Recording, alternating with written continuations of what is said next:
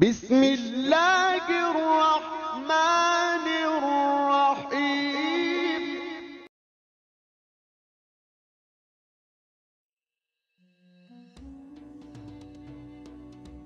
یہ ایک بھوکے شیر اور ایک مسلمان عورت کی سچی کہانی ہے۔ 2013 میں کینیا کی وادی کوکا میں ایک حیرت انگیز واقعہ پیش آیا۔ ایک بھوکا شیر جس کی عمر تقریباً 10-12 سال بتائی جاتی ہے، خوراک کی تلاش میں اپنے غرور سے دور بھٹک گیا تھا۔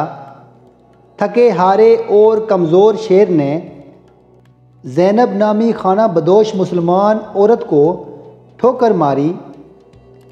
بتایا جاتا ہے بورانہ برداری سے تعلق رکھنے والی زینب اپنی بکریوں اور بھیڑوں کو چرا رہی تھی۔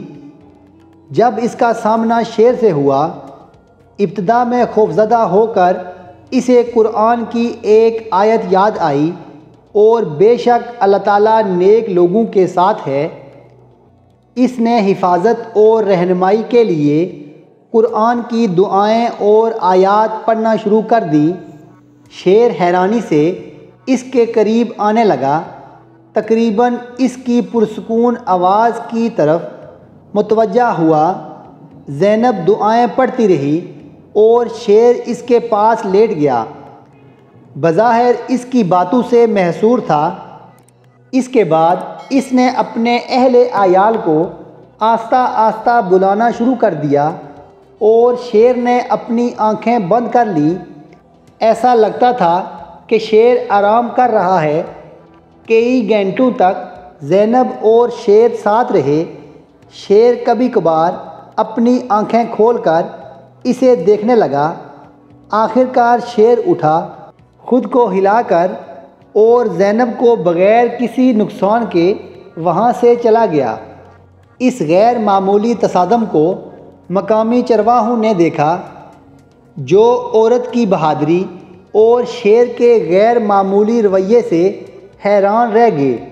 یہ کہانی تیزی سے پھیل گئی اور جلد ہی آس پاس کے دیہاتوں سے لوگ زینب کی خیریت اور دعائیں لینے کے لیے آئے۔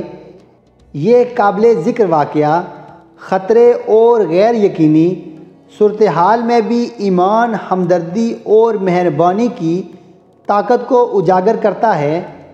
زینب کے اللہ پر بھروسہ اور اس کے پرسکون رویے نے بھوکے شیر پر گہرا اثر ڈالا، جس نے ممکن طور پر جان لیوا تصادم کو سکون اور رابطے کے لمحے میں بدل دیا۔